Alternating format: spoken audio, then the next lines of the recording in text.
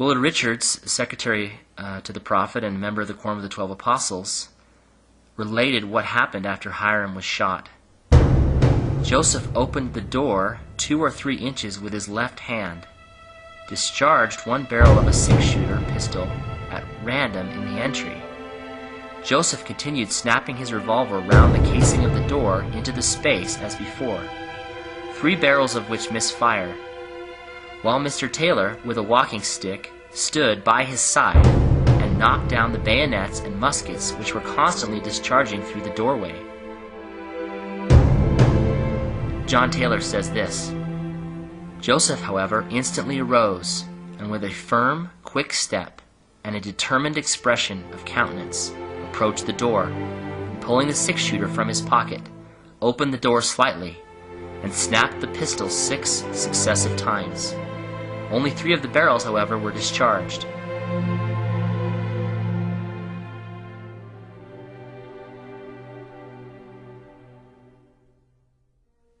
Some have argued against the idea that Joseph Smith died as a martyr because he used a gun in the last moments of his life. Part of my motivation for this was to show why he had the gun, what he was doing with the gun, and to show that we don't have to be afraid or ashamed that he fought back. He was a man of peace, but when needed, he would defend the innocent. He had seen his brother Hiram just shot and killed by this mob. He sees these men, they're swearing oaths, they're saying they're going to kill him, they're going to kill everybody in the room. He had sworn to defend his brethren with his life, and that was exactly what he was going to do. And I wanted to show this. It wasn't like some kind of Western, draw where somebody's well armed. It was a small gun that had been smuggled in, and Joseph had said, I hate to see such things used, but we may have to defend ourselves. He had hoped that the state would protect him until he could have a trial, but the governor had broken his promise. He had left Carthage. They had heard from Dan Jones that the jailer had said he'd gone to too much trouble to let old Joe Smith ever leave alive. And they could see out the window the mobbers circling around like wolves. This is not execution by the state after a trial. This is a group of men taking the law into their own hands. And when those who are charged to protect you, the guards at the jail were supposed to keep these men out, are in on the plot, I think you stand and defend yourself, which is what they were doing. I wanted to show the prophet was willing to defend to the last breath the freedoms of others. In 1842, Joseph said, "When my enemies take away my rights, I will bear it and keep out of the way. But if they take away your rights, I will fight for you."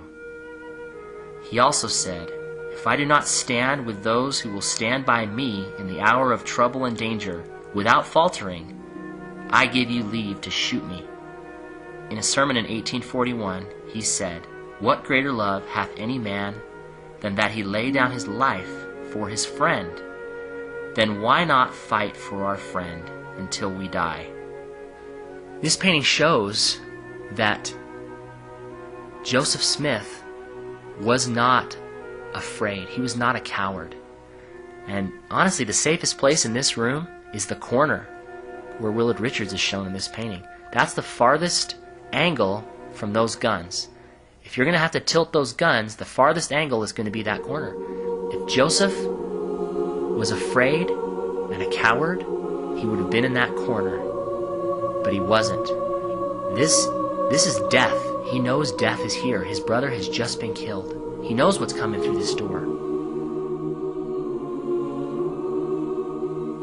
Some would say that you could tell something about a person by how they respond to death, to the threat of death, to the threat of personal harm to themselves.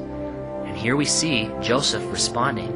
Did he run to the corner while John Taylor and Willard Richards were at the door? No, he was right there at the door, at the mouth of these guns. It tells you that he was willing to look death in the face not be afraid of it.